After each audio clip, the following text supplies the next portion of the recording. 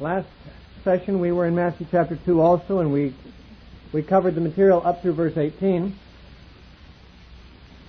At the beginning of this class we'll finish off this chapter, verses 19 through 23. And then there's a small segment of Luke chapter 2 that needs to be finished off, and that will be the conclusion of the treatment of the childhood of Jesus.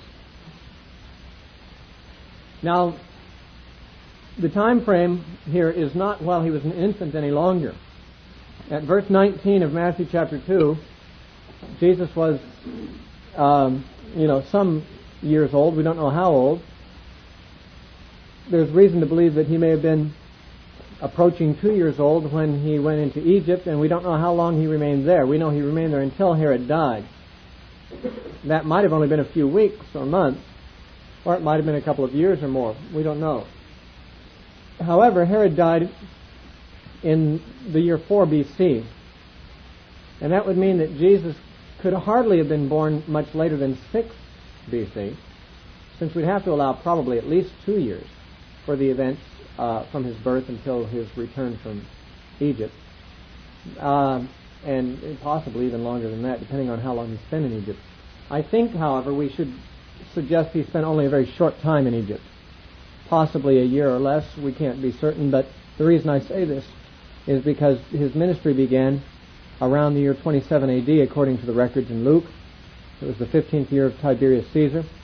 That would be around 27 AD. That's when his ministry began. And Luke tells us he was about 30 then. Well, obviously, if he was born even as late as 6 BC, which is about the latest it could possibly have been, that would make him 33 in 27 AD, or 32. He was still about 30. But if you have him born very much before that, he gets further and further from 30 and closer to 40.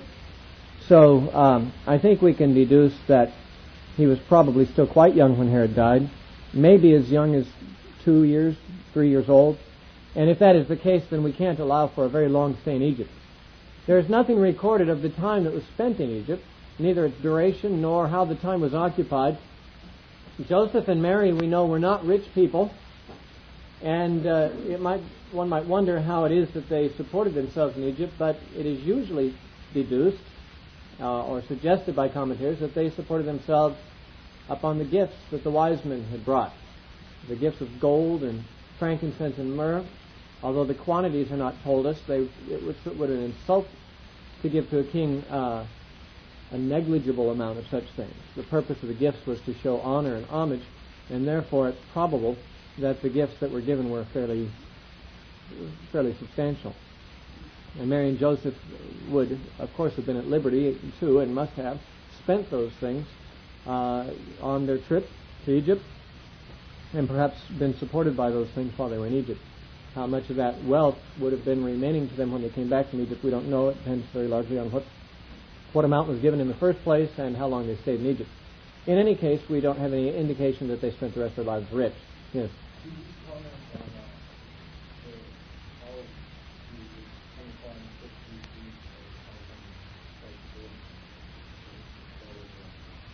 Well, the reason that Christ's birth is not at where you would think it would be, 0 BC AD, or 1 AD, or whatever, is simply because the dates that we now go by began to be reckoned several centuries ago, back when it was believed that Jesus was born in a particular year. Those who, I don't know exactly when this system began. I'm sure that could be discovered in the Encyclopedia Britannica or somewhere like that. I've never looked it up, but sometime centuries ago, somebody deduced the approximate or probable year of the birth of Jesus. What evidence they used to arrive at the year, we don't know, but whenever they made that decision, they started dating all other subsequent events and previous events from that marking point. Sometime since then, discoveries have been made that show that the year that Herod died would probably, when corresponded with other events that were datable, happen in the year that would traditionally be called 4 BC, which means that the BC AD division was made in the wrong place. But we, rather than change all the dates in history, we continue to go along with the traditional, it was established for enough centuries that we would have to go and rewrite all the history books and change all the dates in order to accommodate the new information. I can't give you time frames for how long things were or when we discovered about Herod.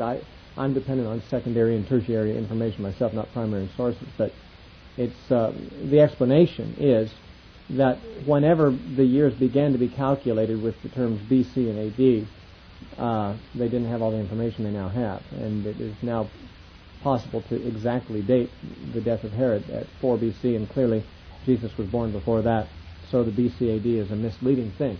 Jesus, in other words, was not born 1993 years ago, even though this is the year 1993 as we speak. It would be closer to 2,000 years ago that he was born, but we don't know how close, but very close.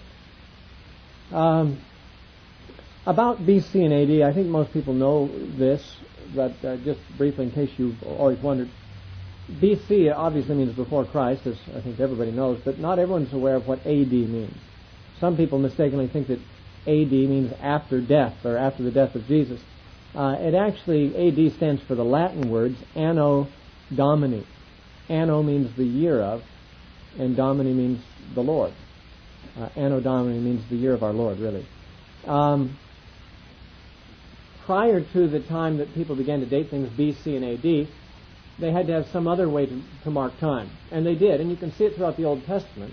Obviously, nothing in the Old Testament, none of the stories in the Old Testament say, now about the year 586 BC, so-and-so happened. Because when those were written, no one knew when Jesus would come, and therefore they couldn't affix how many years before Christ it was. We only call dates by BC by way of retrospect. Obviously, people who lived BC didn't call the year in which they lived so-and-so many years BC. They didn't know how long before Christ they were living. But they did date them from the reign of current kings. You can see that, for instance, throughout the book of Kings in the Old Testament. In the 3rd year of Josiah the king, so-and-so did such and such, In the 1st year of Nebuchadnezzar, in the 3rd year of Nebuchadnezzar, in the 1st year of Darius the Mede, and so forth. In other words, they dated things from the beginning of the reign of whoever was the current king. Whoever was king at that time was the one whose birth, or whose reign, I should say, the beginning of his reign marked that from which all other events subsequently were measured. Now that is the same with BC and AD. The difference is that those people who decided to affix the letters AD after a certain number, Anno Domini means the year of our Lord, or the year of our King, Jesus. So the assumption lies behind the BC and AD designations that Jesus is the King and has been reigning for that many years. It is assumed that since he came to earth, his reign began. And so as things used to be measured from the 100th year, or not usually 100th because the king wouldn't live that long, but say 20th year of Artaxerxes or something like that, it would at some point there was the 20th year of the reign of Christ, and that would be even before he began his ministry technically, and ever since his reign continues forever, and therefore he's the only king who can measure his reign into the 1900s and more years. But when a person, even when the newspaper puts 1993 or whatever date they put on it, they're acknowledging the reign of Christ for that many years, that he has been reigning that long. Of course, as I mentioned, the date is not quite right. It's a few years off, but still, it's an interesting admission. I remember Richard Wurmbrandt, the Lutheran pastor, Romanian pastor, who was arrested in communist Romania and spent 14 years in prison there for his faith. Once when he was being transported by guards on a train, he entered into a dialogue and sort of a debate with the guards who were communist atheists, and they said, don't you know that Jesus never even lived? He said, well, of course Jesus really lived. Not only did he live, but he's the ruler of the world. And they said, that's nonsense. He said, no, it's not nonsense. Even the communist government believes that. And they said, no way. The communist government doesn't believe that Jesus even lived. And he said, well, really? Let's take a look at the newspaper here. He pulled out the official Pravda, the official organ of the Soviet communists, and showed him the date and said, here's the year. What's that number mean? Here the communists who are atheists and trying to deny any significance of Jesus Christ or even his existence, they're still caught up in a world that has been permanently affected by his arrival. And the time of his coming is the turning point of history, so much so that even pagans who would like to have in every way Jesus expunged from the record, from the public record, they will nonetheless inadvertently acknowledge his having come and his unique significance by measuring all events, even some 2,000 years removed from his birth, by the date of his birth. And when you consider, that's really that makes him quite significant, even if you don't accept him as the Son of God.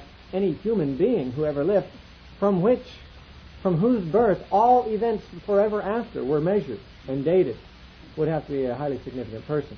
And it must be a galling thing to the anti-Christians that they have no other way of dating things than to date them from the birth of Jesus. Now, sometimes in some scholarly journals that are not Christian, you'll find instead of A.D., they put C.E.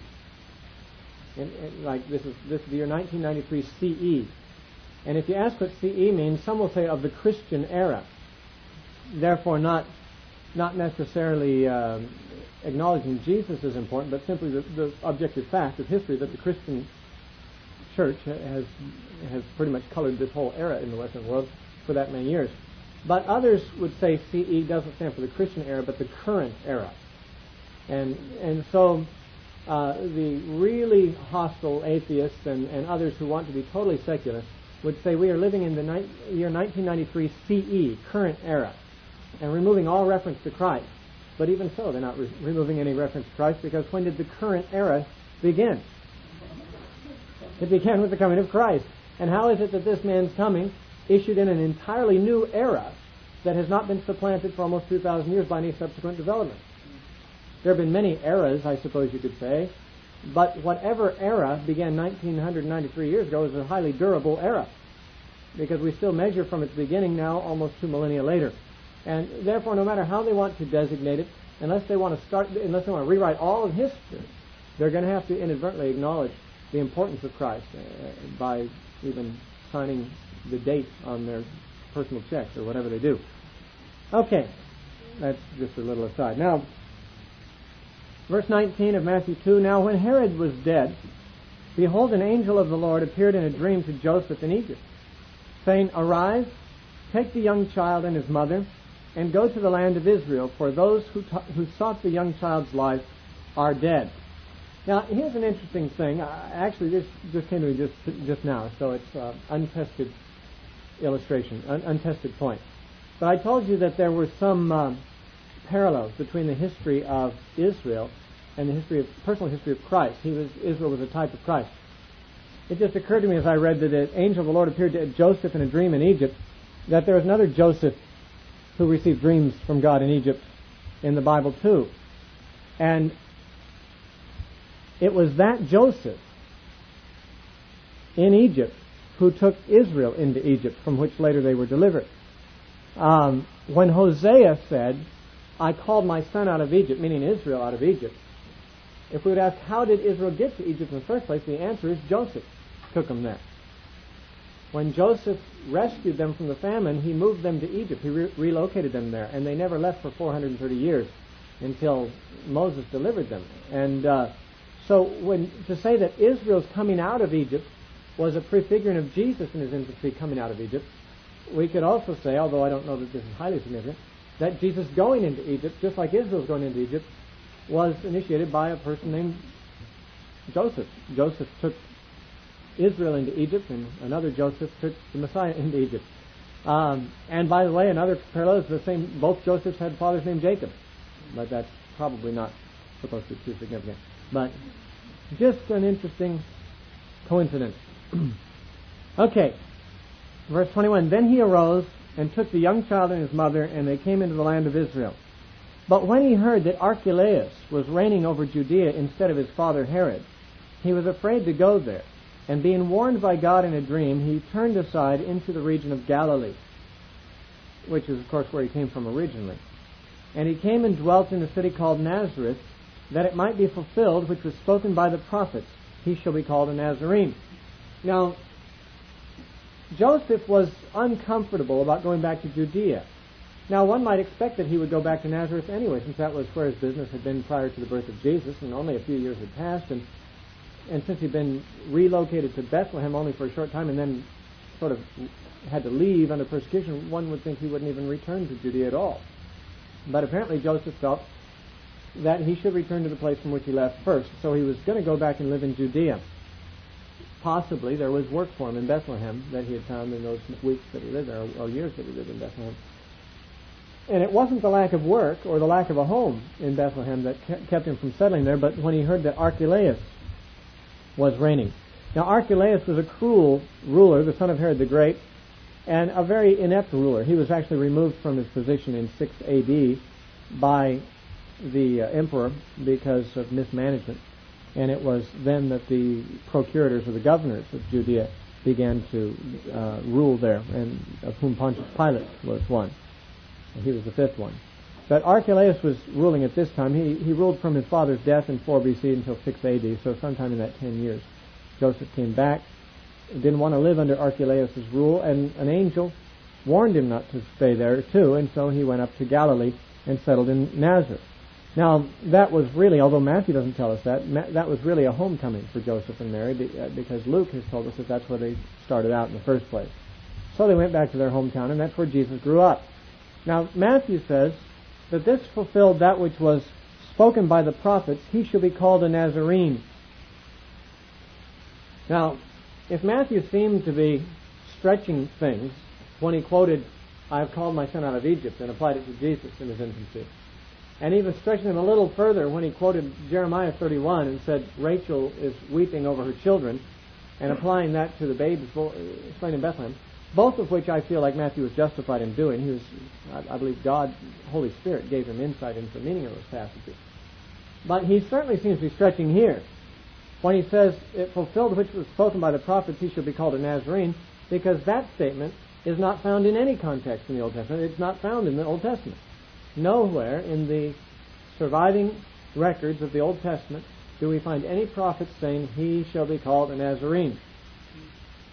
Now, scholars have puzzled over this for a very long time and tried to explain what Matthew might have been referring to.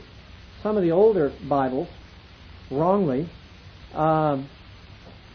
give a cross-reference in the margin to Numbers chapter 6.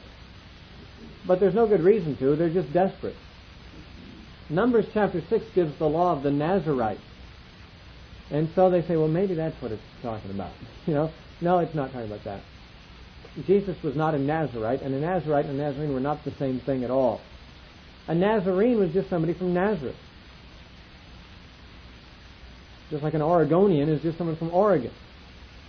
A Nazarite was a person who took a Nazarite vow, regardless of where they lived, regardless of their national or village origin. It was a choice they made to be a Nazarite, and that, as I pointed out in a previous lecture, was what John the Baptist was. He wouldn't cut his hair, wouldn't drink wine, and wouldn't come near a dead body if he had a Nazarite vow. Those were the 3 restrictions upon Nazarites. Jesus clearly was not a Nazarite. He touched dead bodies from time to time. He drank wine, and even if one wants to say it was unfermented wine and only grape juice, which I do not accept as true, but even if that were true, even unfermented wine was forbidden to the Nazarites. They couldn't even drink grape juice. So obviously Jesus was not a Nazarite. And so to connect this statement, he shall be called a Nazarene, back with Numbers chapter 6, which gives the law of the Nazarite, is an absurdity. First of all, it mixes up the word Nazarite with Nazarene, which don't mean the same thing at all. And secondly, if it's suggesting that Jesus was a Nazarite by the suggestion of that verse as a cross-reference, then they're missing the point altogether. Jesus was not a Nazarite. John the Baptist was, but not Jesus. So where does Matthew get this? There's no statement that comes even close to saying this in the Old Testament, but there are 2 explanations that have been suggested. First of all, notice it doesn't say that it might be fulfilled which was spoken by the prophet, but what was spoken by the prophet. Up in verse 15, when he quotes from Hosea, although he doesn't name Hosea, he said this was spoken by the Lord through the prophet, singular, and he quotes a specific passage from a prophet, Hosea.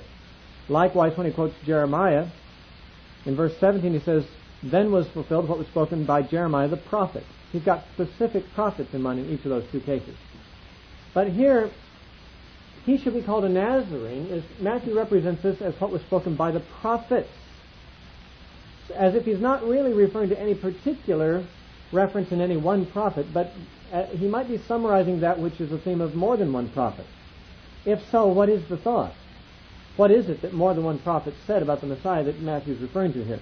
There are two opinions among scholars. Either of them could explain adequately this. One is the fact that the prophets sometimes referred to the Messiah as the branch. Jeremiah did. I believe Isaiah did. Zechariah the prophet did. The branch is a messianic title. In the Hebrew, the word branch is netzer, and is believed to be the root word for the name of the city Nazareth. Netzer means branch. That would mean that Nazareth would mean something like the town of the branch. Now, since the prophets, plural, did say that the Messiah would be the branch, Matthew saw it quite interesting that he would settle into a town called the town of the branch. Is this not, in some respects, a fulfillment of what the prophets said? That the branch would live there, would justify the name of the town, being therefore known as the town of the branch. It would suggest an association with Jesus and that town. He the branch, that town, the town of the branch. And to say he should be called a Nazarene would be simply a paraphrase of that thought. Now, that might be what Matthew has in mind here. We don't know for sure. Against that view is the fact that back when it said he shall be born in Bethlehem, an exact scripture is quoted in verse 6. Again, prophet singular is spoken of in verse 5, and it's the prophet Micah. And Bethlehem is mentioned. Now, Bethlehem means the house of bread. One might think that a point could be made, well, isn't that interesting? The bread of life was born at a town called the house of bread. But no such point is made. And the only thing that's significant of Bethlehem is that a prophet specifically mentioned Bethlehem by name. And that's why Matthew brings it up. No prophet mentioned Nazareth by name, or the town of the branch by name, but it is not impossible that Matthew is seeing some kind of a connection there. That as the prophet spoke of Jesus as the branch, and as Nazareth was the town of the branch, how appropriate and how prophetic. How much a fulfillment of these prophetic insinuations it is that Jesus came to reside and grow up in the town of the branch. Nonetheless, that's not an entirely satisfying solution. There's a second possibility, which also is not an entirely satisfying solution, but either one might satisfy to a degree. The second suggestion is that the name Nazarene, namely a person from Nazareth, was a term of contempt among the Jews, just like the name Samaritan was a term of contempt. You know, in John chapter 8, the Pharisees, seeking to insult Jesus, said, "You are," what did he say? He said, "You've got a demon." They said, "You've got a demon and you're a Samaritan." Well, they knew he wasn't from Samaria. And they probably knew he didn't have a demon. And they were just trying to hurl invectives at him and make him feel insulted. And some of the worst things you could say about someone is that they had a demon, or, maybe even worse, that they were Samaritans. Even though that was not really a suggestion about their place of origin so much as Samaritans just meant a despised person. The word Nazarene, or a person from Nazareth, some people feel might have had that connection as well. In favor of this view is John chapter 1, usually quoted in favor of this view. In John chapter 1, when Jesus saw Philip, he called Philip to follow him, and Philip went and found his friend Nathanael, who was under a fig tree at the time. And he said, "We have found him of whom Moses and the law and the prophets wrote, Jesus of Nazareth." This is John 1:45. "Jesus of Nazareth, the son of Joseph." Verse 46. And Nathanael said to him, "Can anything good come out of Nazareth?" Now, this statement, "Can anything good come out of Nazareth?" many people have felt that suggests that Nazareth had sort of a bad reputation. There might have even been a saying common among them, "Can any good thing come out of Nazareth?" On the basis of this statement alone, many have concluded that Nazareth was a place that had a bad reputation, and that to be called a Nazarene was a term of contempt. in that society. Now, by way of balance, I need to say this. First of all, there is no evidence outside this one statement in John, no evidence in the Bible or elsewhere outside the Bible that Nazareth had a bad reputation. You may have heard from the day you were in Sunday school as a child that Nazareth had a bad reputation. I've heard it longer than I can remember from Sunday school teachers and preachers and even commentators. But the state of the evidence is as follows. John 1:46. That's the only evidence from which it is drawn, and it's an inference that may not be a correct one. Was when Nathanael said, "Can any good thing come out of Nazareth?" was he trying to say that Nazareth is a wicked place and that town has a bad reputation? Was he trying to say something disparaging about Jesus because he was a Nazarene? Or is it possible that he implied that Nazareth, being a Galilean town, and Galilee in general, was not the place from which significant people came? Now, Nathanael was himself a Galilean, as was Philip. Therefore, he might have been speaking somewhat humbly. He might have been suggesting, "Philip, do you think this guy from Nazareth is the Messiah? Don't you think the Messiah would come from somewhere more prestigious like Jerusalem? Or at least somewhere in Judea? Do you really think a Galilean, like someone like you or me, guys from Galilee, could ever amount to anything?" Nazareth might not have been so much focusing on the town, but on the fact that Nazareth was a Galilean town, and it might have been, since these guys were Galileans, that Nathanael was simply being humble, saying, "Really, come on now. Our type, us Galileans, never amount to anything. Can anyone significant come from a Galilean town like Nazareth?" It may be that Nazareth didn't have any particular bad reputation, but Galilee as a whole was frowned upon as lesser. The word Galilean became a term of contempt that was applied to followers of Jesus by those in Judea, because Galileans were considered to be low-born. They were considered to be separated from the temple geographically and culturally. In fact, Galileans were so frowned upon that the Pharisees even lied, or the chief priests. Remember at the end of John chapter 7, when Nicodemus spoke up in favor of Jesus, the other Jewish leaders were shocked that Nicodemus would speak up in his favor, in Jesus' favor, and they answered in John 7:52, they answered and said to him, "Are you also from Galilee? Search and look, for no prophet has arisen out of Galilee." Now remember, Galilee was the whole district where Jesus grew up, but so did 11 of his disciples. Nazareth was just one of the towns in that area. So was Capernaum. So was Cana, and so were a number of the other towns that Jesus frequented. The point here is, they said no prophet could arise out of Galilee. Well, that's not strictly true. Elijah the prophet was from Galilee. Elisha was from Galilee. Jonah the prophet was from Galilee. Hosea may not have been from Galilee, but he spent his whole ministry in Galilee. He may have been a native of the region. In other words, they were not exactly telling the truth when they said no prophet arises from Galilee, but Galilee just had that kind of reputation. You expect someone significant, a prophet or a Messiah, to come from Galilee? Forget it. No way. Galilee just isn't that significant. And it's possible that when Nathanael, a Galilean himself, said, "You really think the Messiah is coming from Nazareth? Can anything good or significant come from Nazareth?" that he wasn't reflecting on the village of Nazareth itself, but simply the fact that that was a Galilean village, just like the village from which he himself came. And he might have just been saying, "Come on, us Galileans never amount to anything. How could this Galilean Jesus you talk about be the Messiah?" Anyway, the evidence that Nazarene was a term of contempt, or that Nazareth was a particularly bad town, the evidence is very shaky. It's based on a single verse of the Bible, which is certainly capable of other interpretation. But on the assumption that Nazarene is simply a term of contempt, Matthew saying the prophet said he should be called a Nazarene would be more or less Matthew's way of saying the prophet spoke of him being held in contempt and rejected and scorned. The prophets, Isaiah especially, and some others, spoke of his rejection and his people holding him in scorn and mocking him and speaking abusively to him. To be called a Nazarene would be sort of a term of contempt, and there'd be some kind of vague connection between the prophecies that he'd be spoken of as evil and the fact that actually he did turn out to be called a Nazarene, and if Nazarene was really a term of contempt, there'd be some connection made. That's more of a far-fetched explanation, I think.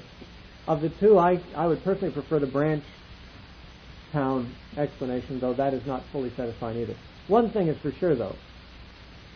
Matthew quotes this statement differently than he quotes the other prophecies in the same chapter.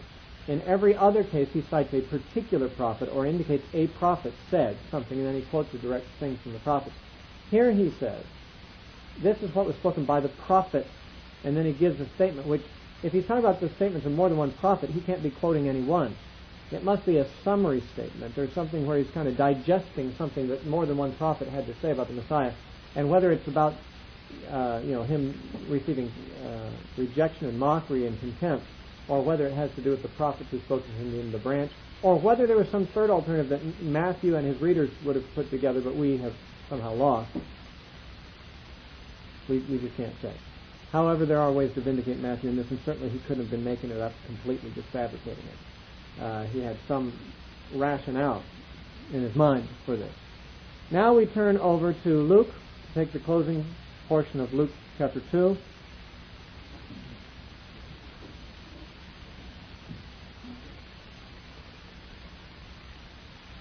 Starting at verse 39 and to the end of the chapter.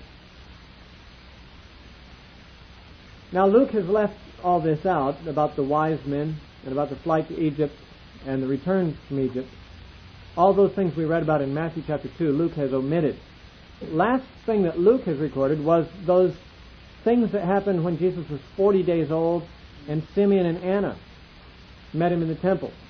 Luke either did not know about the trip to Egypt and the wise men, or else it simply wasn't one of the things that he sought to include in his sampling of the events of the life of Jesus. He had his own reasons for including or excluding any particular information.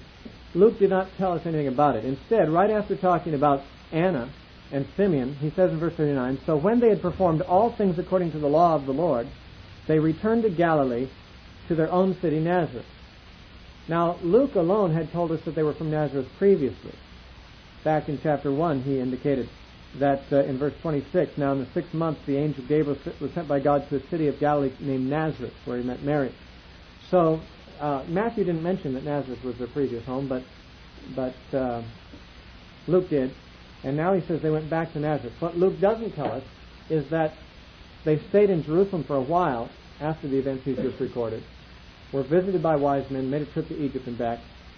Luke has passed over all that and just moved directly to their return to Nazareth. It agrees with Matthew, but some people see this as, have a hard time harmonizing these things because it looks in Luke as if they just went back to Nazareth after the 40th day of Jesus' life, where in fact you have to use both Gospels to supplement each other to see what things were left out by whom. Now, they went back to their own city, Nazareth. Verse 40, "And the child grew and became strong in spirit, filled with wisdom, and the grace of God was upon him." Now it says that Jesus became strong in spirit. The same thing is said of John the Baptist in the last verse of Luke 1. Luke 1:80 says, "So the child," this is John the Baptist, "grew and became strong in spirit." Now these statements that Jesus and John grew, of course they grew.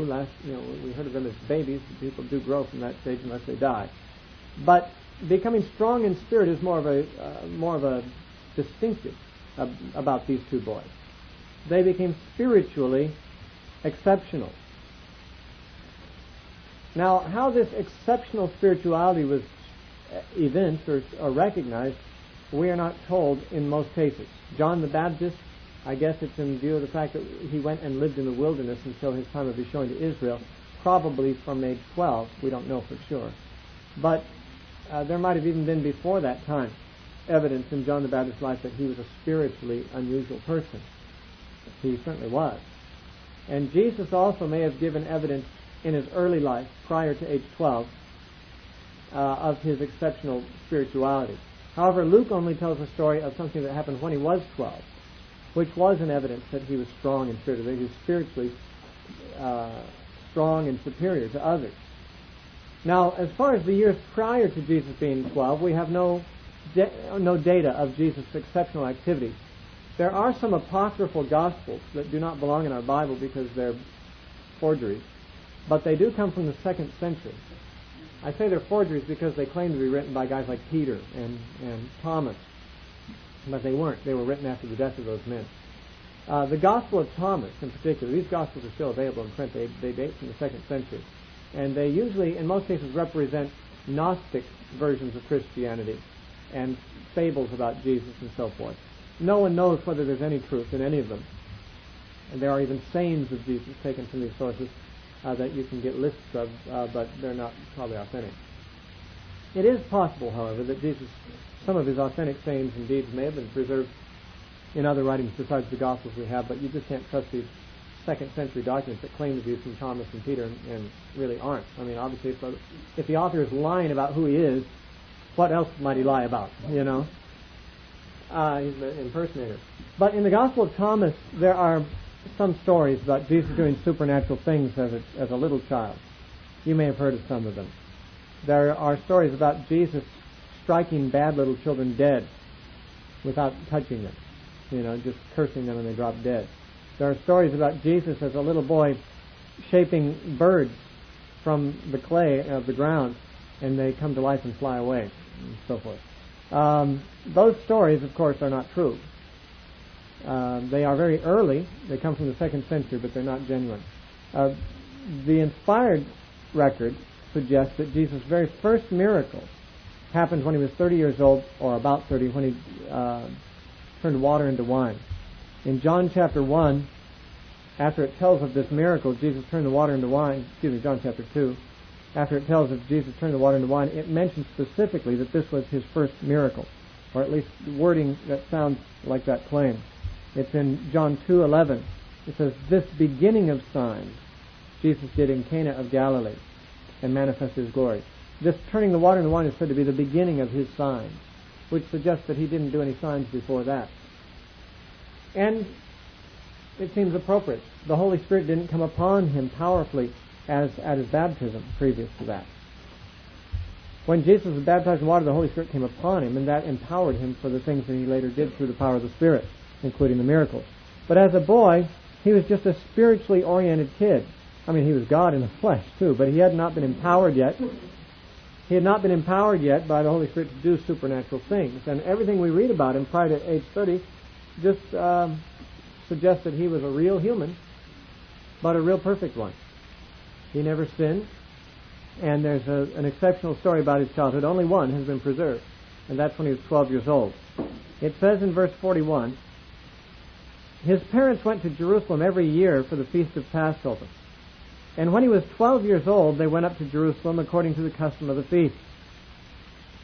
When they had finished the days, as they returned, the boy Jesus lingered behind in Jerusalem, and Joseph and his mother did not know it. But supposing him to have been in the company, they went a day's journey and sought him among the relatives and acquaintances. So when they did not find him, they returned to Jerusalem seeking him. Now so it was, that after 3 days they found him in the temple, sitting in the midst of the teachers, both listening to them and asking them questions. And all who heard him were astonished at his understanding and answers. So when they saw him, they were amazed, and his mother said to him, 'Son, why have you done this to us? Look, your father and I have sought you anxiously.' And he said to them, 'Why did you seek me? Did you not know that I must be about my father's business?' But they did not understand the statement which he spoke to them. Then he went down with them and came to Nazareth, and was subject to them. But his mother kept all these things in her heart. And Jesus increased in wisdom and stature, and in favor with God and men." There's much to be said about this story. The age of Jesus is probably significant. At age 12 or 13, a Jewish boy, nowadays in modern times it's 13, would make that transfer from boyhood to manhood. It was noted with a ceremony called bar mitzvah. Jewish boys are bar mitzvah these days at age 13. It is possible that 2,000 years ago the custom was to do so even at age 12 in some cases, I don't know.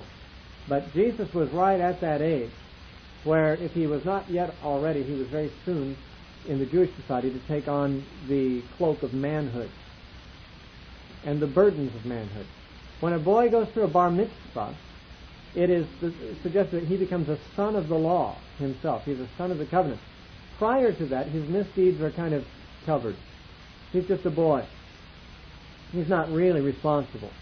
But after bar mitzvah, he is a man. And he has male responsibility, adult man responsibility to keep the law of God and to answer for it.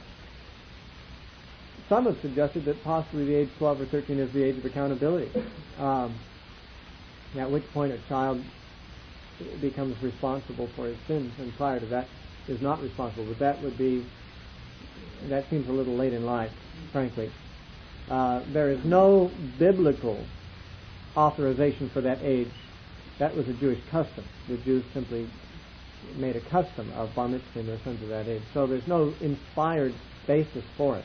In fact, Jesus seems to become aware of his sonship prior to age 13, at age 12. Now, did Jesus know that he was the Son of God before this? We don't know.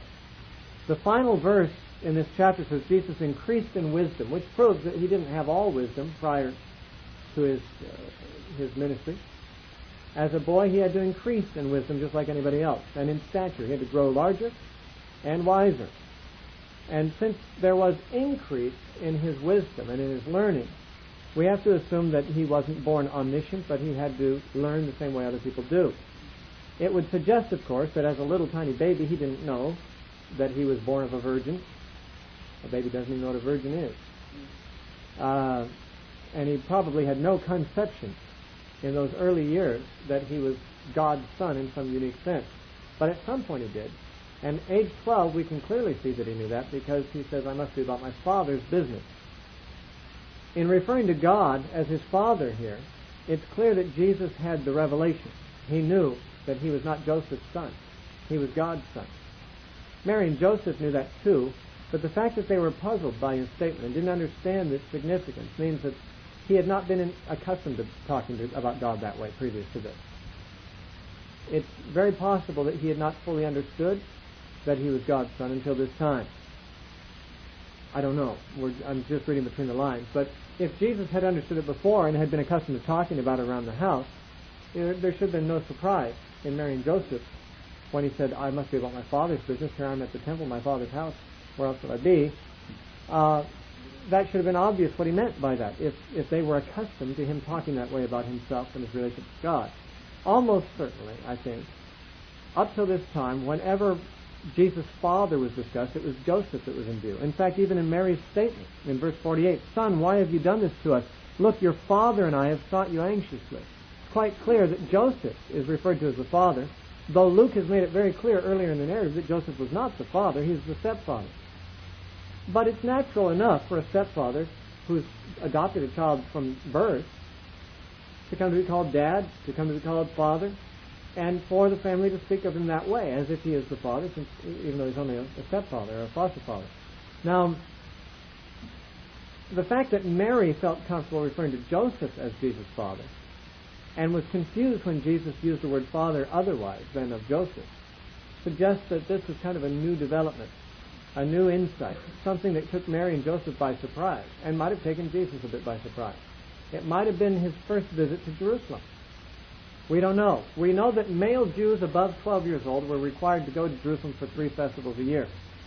Prior to that, they were not required to, but at age 12 they had to start. And that being so, Jesus conceivably might have not been to Jerusalem before. This might have been his first trip to Jerusalem since his infancy. And it might be that he, in the temple there, met with God in an unusual way and received revelations about who he was, what his mission was, and what his special relationship was to God. I'm reading between the lines doing that, because obviously some of this may be sheer fabrication out of my own imagination. But it seems to me not an unlikely scenario in view of the bit of evidence we have, that previous to this he didn't have a clear awareness of his particular relationship with his father, but he certainly had it now. And his parents are going to have to get used to it too, since they were surprised by this too. John?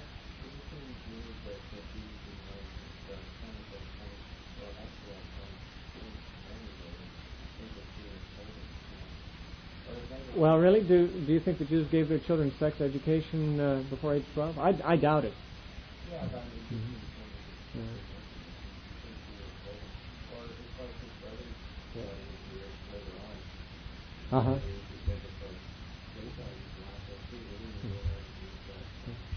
You know,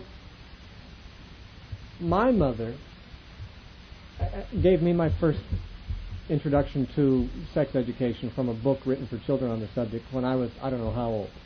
I was maybe 8 or 9 or so. But I didn't understand it at all. It went right over my head.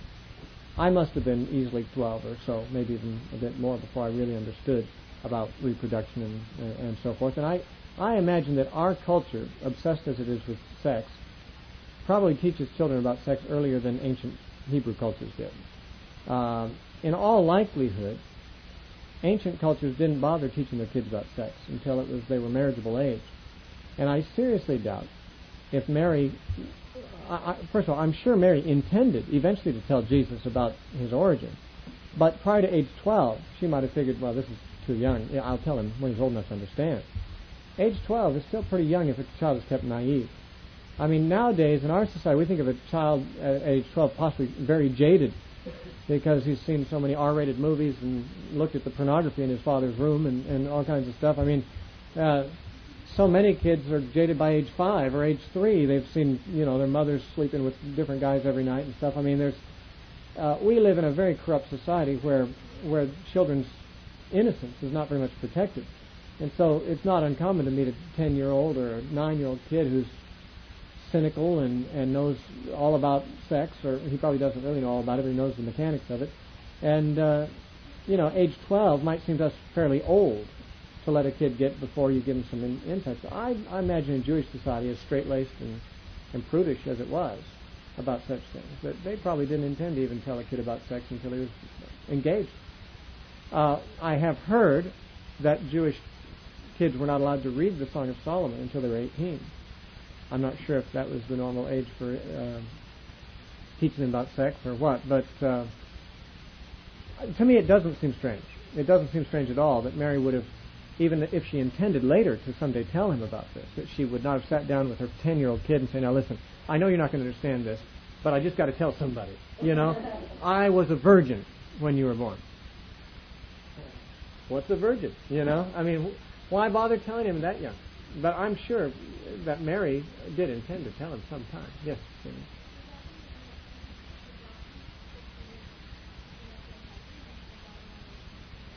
I'm sure he must have. Yeah, if he didn't have that, if he hadn't forgotten that he was from heaven, then we'd have to assume that the moment he was born, or even still in the womb, that he was fully conscious that he was entering earth from heaven, and that he was making an invasion. And I don't think the Bible encourages us to see Jesus' infancy that way.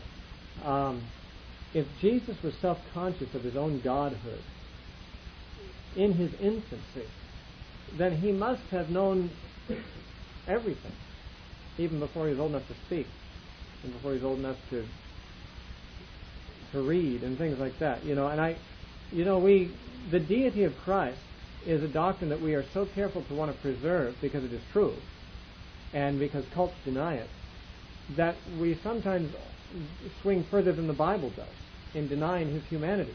I mean, we want to make sure that we don't diminish at all from the deity of Christ, and so we have this extremely magnified view of his deity, which would almost make him all God and no man. But the Bible indicates that Jesus, as a man, lived. He was born and grew and lived under the same handicaps other people do. He got tired, fell asleep. He was ignorant of certain things. He had to increase in stature and in knowledge. He even increased in favor with God. It says in verse 80 or verse 52. Excuse me. He even had to increase in favor with God. And so I really think that prior to age 12, Jesus, he may have had some sense of destiny. He might have had some sense that there was something different about him and others. And he might have been a very pious young boy. It's possible for a child at age 2 or 3 to really love God. And it's likely that Jesus always did. But as far as getting a revelation of exactly what his relationship was to the Father, my personal theory is that he probably didn't know about it until age 12. Could be wrong. Yeah.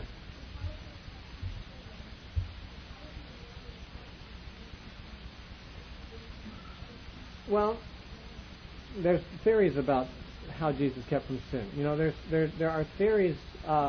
One theory, which I do not accept, is called the impeccability of Christ. This exalts Christ's deity almost totally to the absence of any humanity. They say the impeccability of Christ teaches that Christ was incapable of sinning. I can't believe that the Bible would teach such a thing, because the Bible treats his temptation as a real accomplishment, him overcoming it and so forth. And if he couldn't sin, what's the big deal, you know? But even among those who don't hold to the impeccability of Christ, there's a prevailing doctrine which is considered to be orthodoxy, that Jesus, though he was a man, did not have a sin nature. That he had everything about humanity in him except the sin nature. Now, to this day there are still Christians who deny that any men have a sin nature at birth, but most Christians who are orthodox believe that man is born with a sinful bent. But it is also part of orthodoxy to say that Jesus was not born with this sinful bent. Now, the Bible doesn't say that. And the hardest thing about establishing this point is to try to decide what a sinful bent is. You know, is it a thing, or is it just a description of nature? For example, everyone is born with an appetite to eat. Presumably, eating is a good thing and an okay thing to do. Although, if you're so hungry that you steal from someone else and eat their food, or that you covet their food because you're hungry, or you overeat regularly and you're a glutton, those things would mean that you're really not governing your appetite in a godly way. You are missing the mark. You're falling into sin. It is possible to sin by eating. Paul said that whatever you do, whether you eat or drink, do all to the glory of God. And he said that in a context where he is advising people not to eat certain things that would stumble your brother. So even though eating is an okay thing, and the appetite to eat is certainly not a bad thing, yet it is your appetite to eat that might lead you into eating things you shouldn't eat, things that aren't yours to eat, things that would stumble your brother if you ate, or simply eating more than you should eat. Now, is that a sin nature? You have an appetite for food. It's that appetite for food that could draw you into overindulgence. But is that due to something special and you call it sin nature? Or is that just a description of your appetite unbridled? Likewise, after people reach puberty, they have all the hormones, God-given, that make them attracted to the opposite sex. And what we all know is the sexual drive. There's nothing wrong with that drive. God made it. He intended for it to be used in marriage. But he did not intend for it to be used outside of marriage. But the problem is the sexual drive doesn't distinguish between marriage and non-marriage. The sexual drive is just a drive for sex.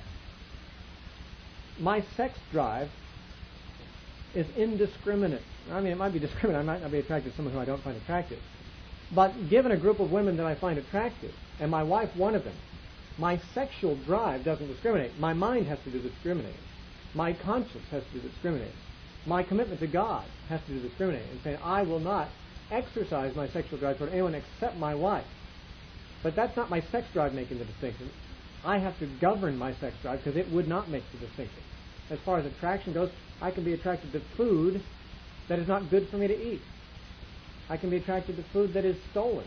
It says, in fact, in Proverbs, stolen water is sweet, and bread eaten in secret is a delight, or something like that, indicating that, there's your appetite for food can even be attracted to things that aren't right for you to eat. What I'm saying is that man is given, in man's nature, as part of the good equipment God gave him, certain appetites. The appetite for food, for drink, for sex, for sleep. And these pleasures are not evil things, but every one of them can be overdone. Every one of them, if not governed by a godly spirit or a godly soul, will lead you into sin. Now, is that another way of saying we have a sin nature? I'm not sure. What is a sin nature? The Bible doesn't ever use the expression. The Bible says we're born in sin. The Bible says that we all sin from birth. But is that because we have a thing in us called a sin nature? Or is that because we have appetites in us that are not in themselves sinful, but because of their indiscriminateness, we move into sin because of them. We're drawn into things that are sin. You see, for me to sleep with my wife would be a sin if she wasn't my wife. But if she's my wife, it's not a sin. So the whole thing that makes sex with my wife a sin or not a sin is the question of whether I married her first. It's not a question of whether I have a sex drive toward her or not. It has to do with marriage. It has to do with decisions, my willingness to keep a commitment, and those kinds of things. That's spiritual stuff. Now, I'm just saying all this not to rambled. I'm saying this to address the question of whether Jesus had a sin nature or not. That depends. What is a sin nature? I'm not sure. Now, I am certainly agreeable with those who say man is born with a bent towards sin. But as far as I know, that just means that man has drives that are selfish. It is possible to exercise selfish drives in a way that is not a sin. If I eat, am I not being selfish? I'm not doing it for anyone else for the most part. I mean, I'm eating because I'm hungry, but that's not a sin. But if my drive governs me instead of me governing my drive, if I let my flesh and its appetite direct my life rather than me bringing it under subjection and governing it with my spirit, then of course it's going to lead me into behavior that is sometimes sinful, sometimes not sinful. That my sex drive is not particularly part of a sin nature, but part of the basic biological equipment that God gave Adam and Eve before they sinned, would suggest that I don't know whether speaking about a sin nature is quite, that's not biblical terminology, though it might be a biblical concept. But if we ask, did Jesus have a sin nature? I would have to say this: Jesus had drives. Jesus had an appetite. He must certainly have had a sex drive, because the Bible says he was tempted in all points like we are, yet without sin. If Jesus didn't have a sex drive, he can't be tempted all the ways I've been tempted. And we know he had an appetite for food. He was hungry. He was tired. He had the same bodily needs and bodily cravings that we have. The difference is he governed them. He governed them within the perimeters of what his Father wanted, and he never violated what his Father wanted with them. That's the difference. I mean, at least one difference between Jesus and us, is he never allowed his drives to drive him into sinful behavior. We have. All of us have allowed our drives to drive us into sinful behavior. But is that because we have a sin nature that he didn't have, or is it just because we have not behaved? And he did behave. He was committed to obedience to his Father. And he submitted to his Father more than we do. Well, I suppose the Orthodox view would be the reason he submitted to his Father more than we do is because we have a sin nature that prevents us from submitting to him more. But I don't know if that's true. If I have a sin nature that drives me to sin, and Jesus didn't have one, how then was he tempted like I am? That's the big question in my mind. How could it be said he was tempted in all points like I am if I, in fact, have this sin nature that compels me to sin, but Jesus didn't have that? Then his temptations weren't very much like mine. It seems to me to make a big heck of a difference when facing a temptation to either have or not have a sin nature that predisposes you toward the wrong behavior. Seems to me like a person who has that predisposition and a person who does not, and both confronting the same temptation, are not being tempted quite the same. And therefore, I don't know. I don't know about this. But I'll say that if you ask how did Jesus prevent himself from sinning before he knew he was the Son of God, some would answer, I think the Orthodox answer that you hear most often is, well, he didn't have a sin nature, therefore he didn't sin. Some would go so far as to say he was impeccable, he was incapable of sin. I don't think either of those statements is taught directly in the Scripture. But of course, part of the problem is defining what the sin nature is, because to the Calvinists, sin nature means that you're not only born with a bent toward sin, but you're born already guilty of sins that you didn't commit. You're born guilty of sins that Adam committed. You're already born with a record. Now, that's not clearly taught in the Bible, but it is clearly taught in almost all Orthodox Protestant texts, and I think Roman Catholic people too. It's been around for a long time, probably since Augustine. And that being the case, to suggest that Jesus was born with that, namely Adam's sins on his record, would be difficult to swallow, because Jesus had to die sinless. Jesus had to live and die sinless.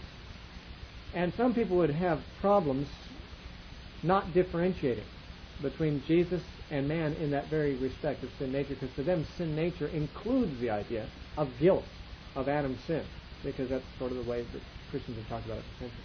Yeah, go ahead.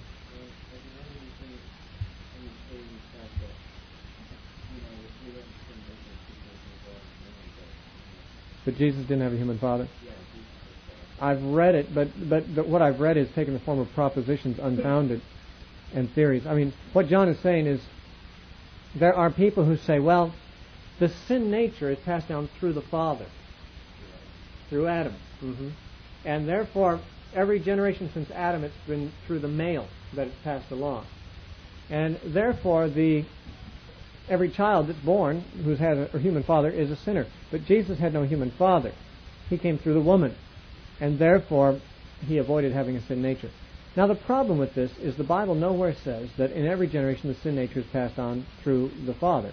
As I said, the term sin nature is not even found in the Bible. But even if we accept it as a concept, it's not said to be restricted to being passed down through the father's line. If that were true, one would wonder whether girls are born with it or not. Because after all, they can't pass it along. If they can't infect anyone with it, maybe they don't have it, If you're born with a disease, you can infect someone. And the fact that you can infect someone proves you've got the disease. I don't know if that's an analogy that works or not. But if we want to say that only men pass along the sin nature to their offspring, women do not, is this because women don't possess it? If women do have a sin nature, why don't they pass it along? These are questions that biblically can't be answered because the Bible doesn't make such statements.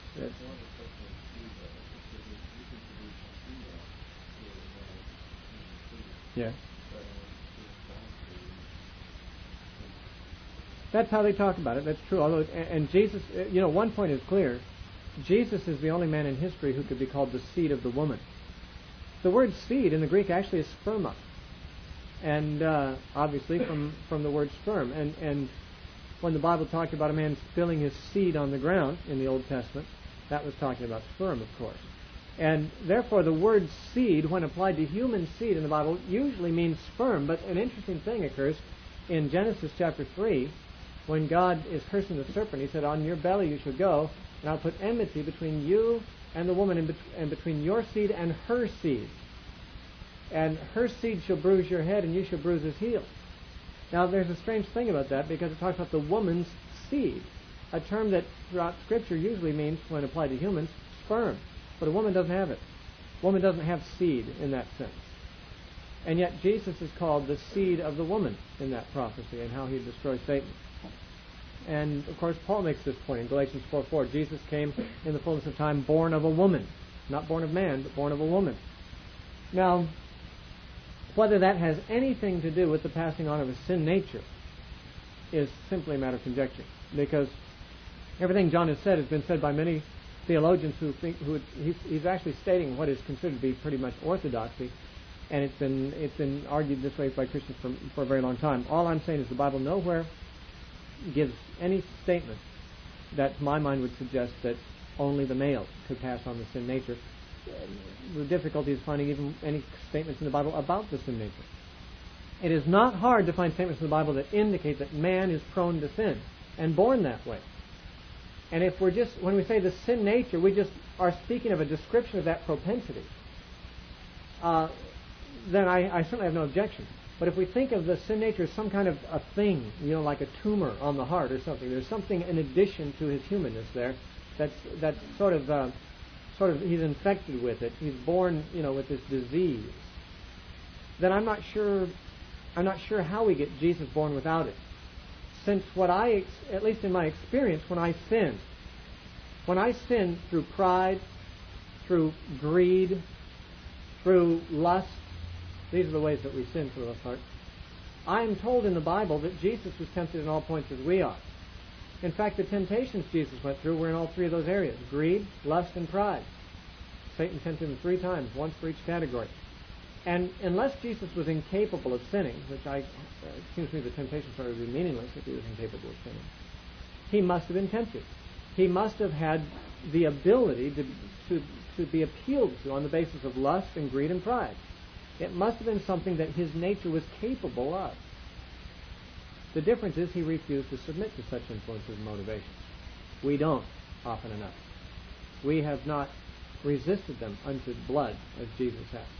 It says in Hebrews chapter 12. Jesus resisted sin much more strongly than we do. But if he had the capability of pride and the capability of lust and the capability of greed, but he simply resisted them in his spiritual warfare against the enemy, then it would mean he had the capability of sin. And what is sin other than these drives? What is the sin nature? When I sin, it's because I have these drives, is it not? If I didn't have the drives, I wouldn't sin. And I don't think I need anything in addition to these drives to make me want to sin.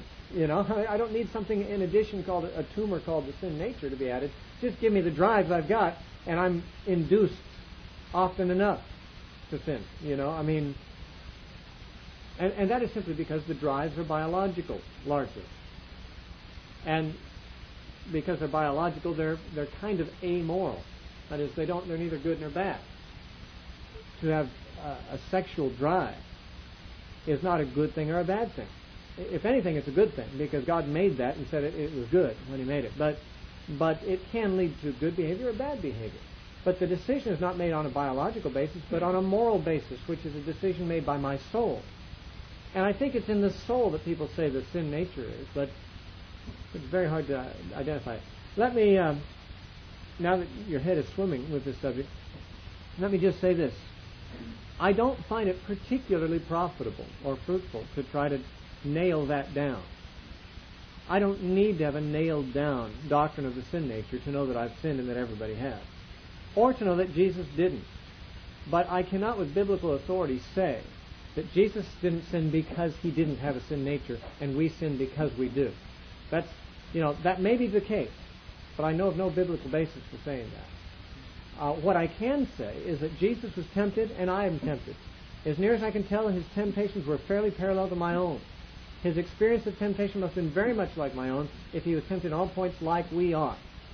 And that being so, it must mean at the very least that He put up more resistance to temptation than I historically have.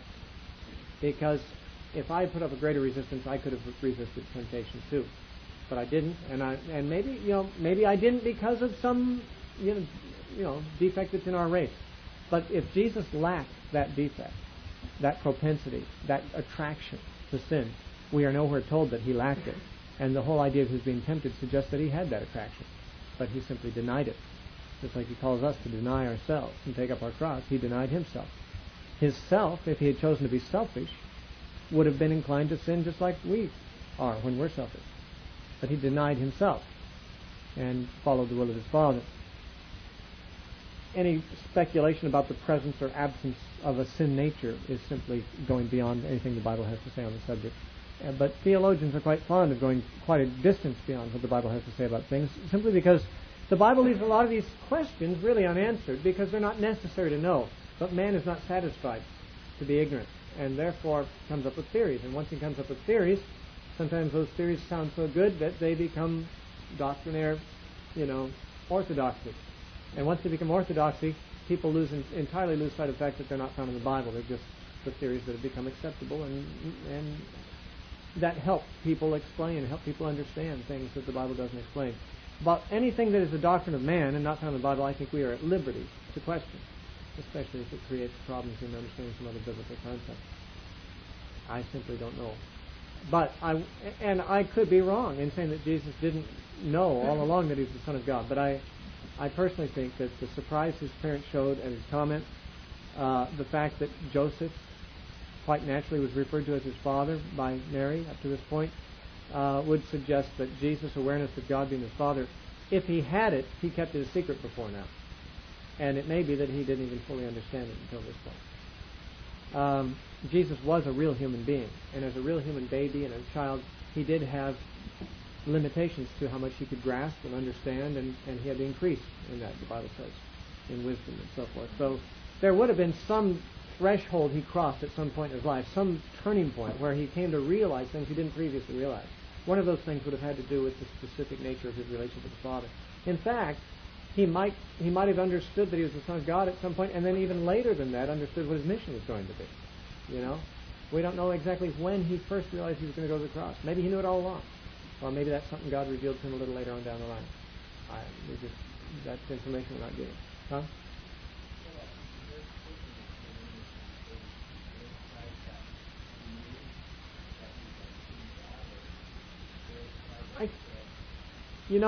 Were they surprised that He knew, or was it that they didn't even know, or whatever? I mean, certainly Mary and Joseph both knew that Jesus was the Son of God, because the angel had told Mary that her child would be called the Son of God because of His virgin birth, and the angel told Joseph something similar. And they knew it. But remember, we've just read about it a couple verses earlier. 12 years had gone by in their lives where Jesus was just their son, one of several sons. I mean, they knew in the back of their minds he was a miracle baby. But, hey, miracle baby stories can kind of fade into, the back of your mind to a certain extent when the baby's not a baby anymore for a long time. I mean, I was healed of what was diagnosed as a fatal disease, cystic fibrosis, when I was a baby. My parents know that, but no doubt they don't think about it all the time. I mean, in the day-to-day business of raising me, they weren't every day thinking, wow, he was miraculously healed. There must be some great destiny or something for him. They just had to deal with my disobedience and discipline me and train me and of course I'm not Jesus, and I'm not making any such suggestion. I'm just saying I know for a fact the way the dynamics of the brain work, that miracles are great when they happen, but after a little while the everyday business of life kind of shoves them to the back of our minds. We remember them from time to time, but they're not always continually dominating our thinking, especially when Jesus was being potty trained and things like that. Those kinds of things, just the mundane stuff of raising a kid. And not only him, probably within a year or two they had a few others. And so they were just raising a family. They knew Jesus was different and so forth, but he was too young to talk to about this. Probably Mary and Joseph didn't fully understand all the stuff, and Mary pondered these things in her heart, we're told, but she and Joseph might not have talked extensively about it, and may have never talked about it to Jesus or the other kids, and for that reason it's possible that they just kind of shoved it in the back of their mind until some later date when things got a little clearer, and they become accustomed to calling Joseph the father, though they knew he wasn't the biological father, and so forth. Daleen, your hand is up.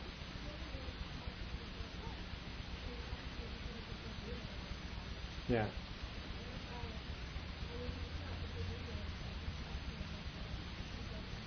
Question their authority. Well, you see, his statement to them really is kind of a defiance of sorts.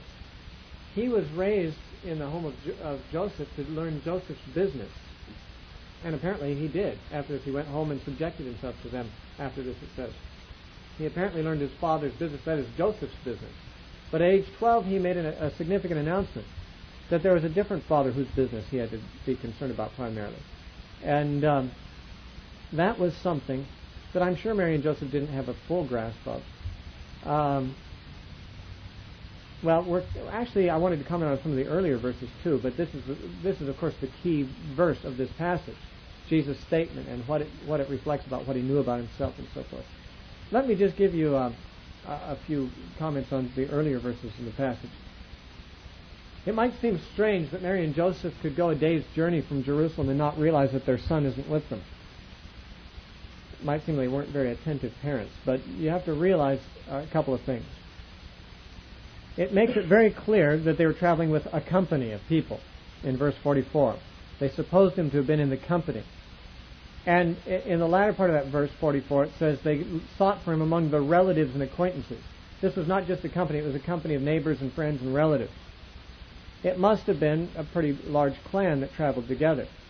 And no doubt, large families for the most part. Joseph and Mary had something like 6 other kids besides Jesus, and there's every reason to believe the other families were comparably large.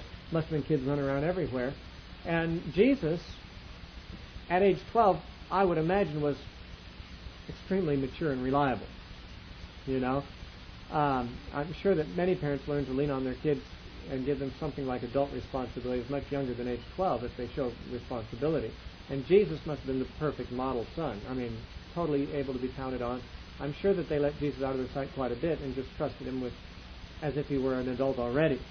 Furthermore, it is known from later Jewish practice, and it might have been the case in these days, that the women would travel in company with the younger children ahead of the men and the older children.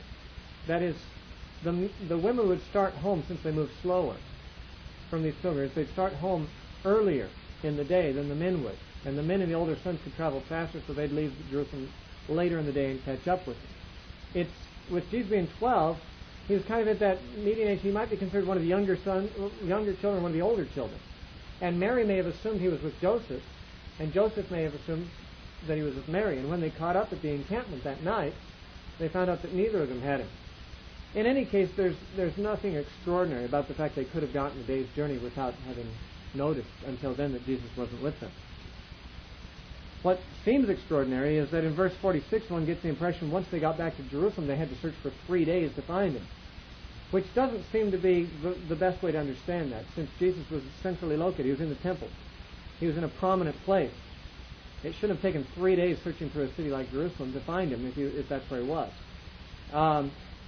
But since they had gone a day's journey away from Jerusalem, and then they must have had to go the same distance back to get there, which is another day's journey, it would have been, if they didn't find him that same night, if they found him the next day, that would have been the 3rd day that they found him. And in all likelihood, when it says, now it was after 3 days they found him, probably that just means they found him on the 3rd day. There had been a day of journeying without him, not knowing it wasn't with him, then the day of journeying back knowing he wasn't with him, then probably the next day they found him in the temple. Now, I know it says after 3 days. You might say that should be 4 days total. But after 3 days is actually a term that the Jews commonly used for the 3rd day. If you look at, for example, in Matthew chapter 27,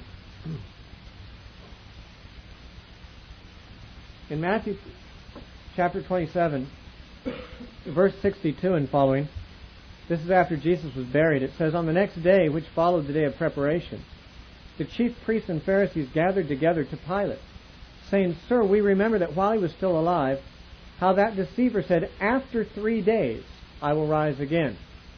Therefore command that the tomb be made secure until the 3rd day, lest his disciples come and say to the people that he's risen from the dead. Notice, they remembered his words were that he would rise after 3 days, and yet they understood that to mean until the 3rd day they had to secure the tomb. The 3rd day was the day that they felt like he was speaking of, though he said after 3 days. It was just a manner of speaking. So when it says in Luke, after 3 days they found him, no doubt that's to be understood as the 3rd day after missing it, the 3rd day after they'd left Jerusalem, and that would be easy to account for that passage of time.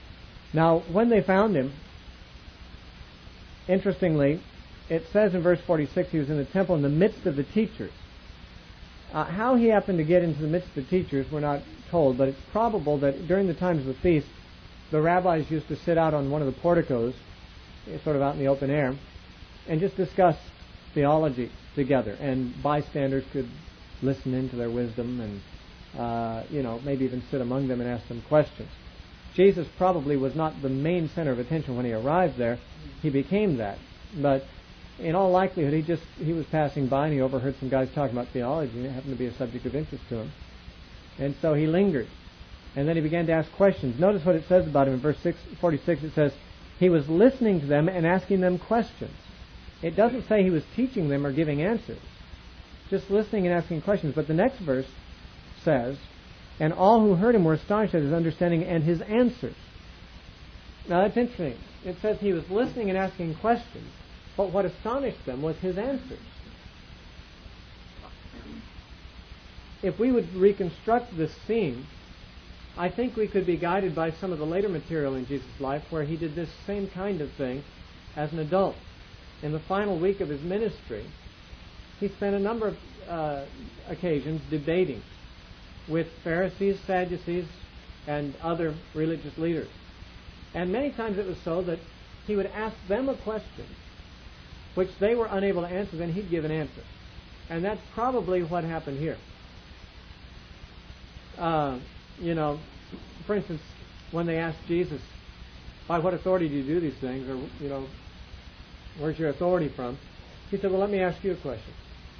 The baptism of John, was that from heaven or from earth? Was that from man or from God? And they refused to answer. And so he said, well, I won't answer either. But on occasions, he would ask them questions that stumped them and sometimes give his own answers. Probably that's what he's doing here. He probably said things like, well, why is it that we say you're not allowed to do any work on the Sabbath day? And yet, if a child is born 8 days before Sabbath, and the 8th day of his life falls on the Sabbath, we circumcise him, which requires the priest to work on the Sabbath.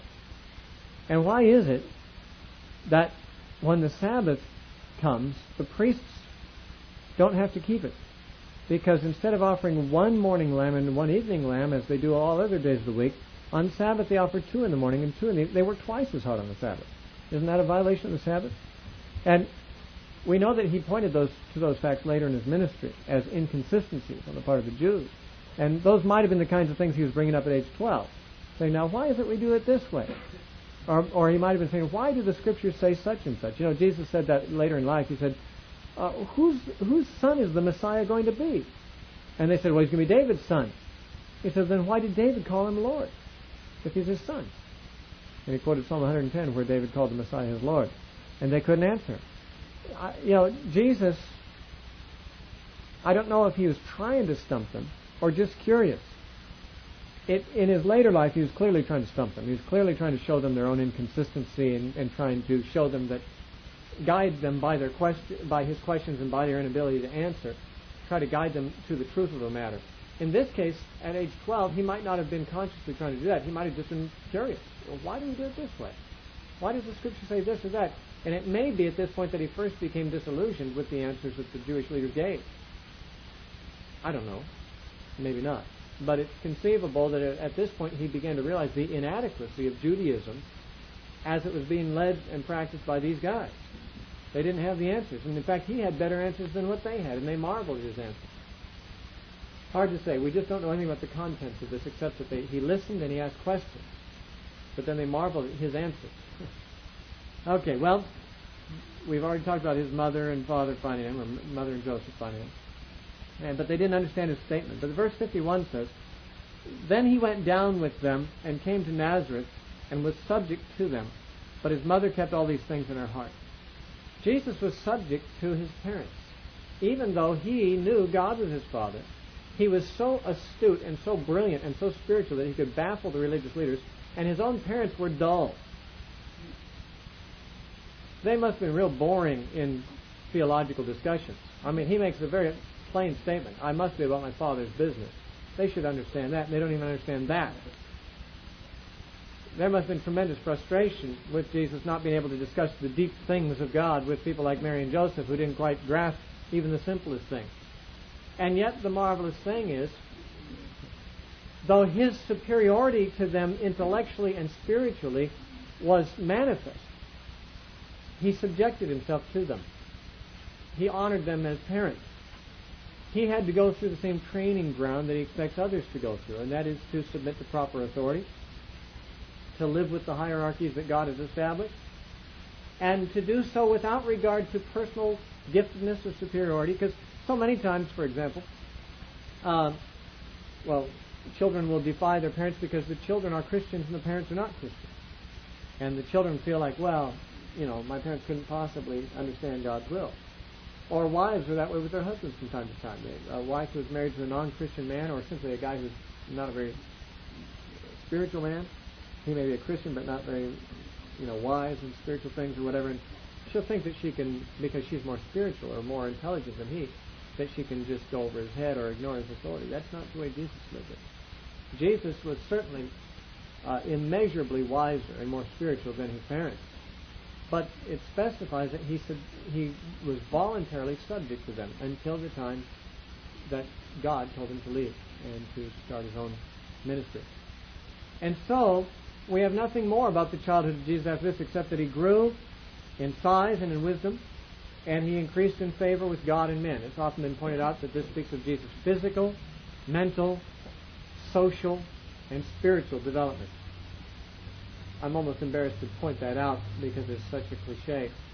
I'm not sure that it does talk about his social development, but I guess it does. In a sense, Jesus is seen to be kind of well-rounded in his development. Of John the Baptist, it nowhere says he increased socially. He was a hermit. John the Baptist was kind of a loner. Even when he grew up, he never really had a lot of close friends. He just kind of hung out in the woods and ate grasshoppers. But Jesus was like a party animal. He was just into it. A fellowship junkie. He just always wanted to hang out with people and go to all the feasts and the parties and that's not saying something bad about him. He boasted in it. He reveled in being called a friend of sinners. But people would accuse him of being a wine-bibber and a glutton because he was frequent at feasts and parties, and with the wrong crowd at that. But in that he was very different than John the Baptist. John was not a sociable type. But Jesus as a boy grew up and had not only favor with God but also with man. That didn't change until he started preaching. But he was a sociable guy. Sociable kid. He wasn't some kind of a weird kid, who was, always kind of standing in the corner of the playground while the other kids played football, I mean, he wasn't the nerd, He obviously was different in that he never did anything wrong. But that doesn't always make a kid an outcast. Jesus was a sociable person, and it becomes clear that he was here. In his later years, he simply tended the carpenter shop, apparently, until his ministry began. And there's another thing about Jesus that is a marvelous thing, and that is that he only was to live a total of something like 33 years or so. And the entire fate of the world rested upon his ministry. And he was only going to live half a lifetime, and yet he spent 10/11ths of it shaving wood, and doing nothing spiritual. Now, the patience that took on his part, not to launch himself into ministry earlier. Hey, after that conversation with those teachers in the temple, he could have started his own magazine, his own newsletter, could have had his own TV program. Maybe it started a tent circuit, going around having revival meetings. I mean, he'd get a reputation real fast, but instead he stayed home, nailed boards together for 30 years altogether, and he only had 33 years altogether to live. And how much he must have been tempted at times to think, I'm wasting my time here. The whole world depends, the fate of the world depends on my ministry, and I'm here 30 years old, I'm not getting any younger. And I haven't been released from this mundane occupation. It should give you some encouragement to accept patiently mundane occupations until God releases you to whatever it is you might have a vision for later, whether it's ministry or something else. If Jesus could labor in a carpenter shop for 30 out of 33 years, his doing so certainly dignifies labor. It dignifies work. It shows that even work in a secular job can be an act of worship.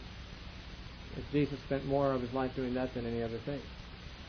And so that's how his childhood and young adult life was spent. But then when we come back to the Gospels, he's an adult, and we come to the ministry of John the Baptist at Jordan, and Jesus begins his ministry then in the next chapter.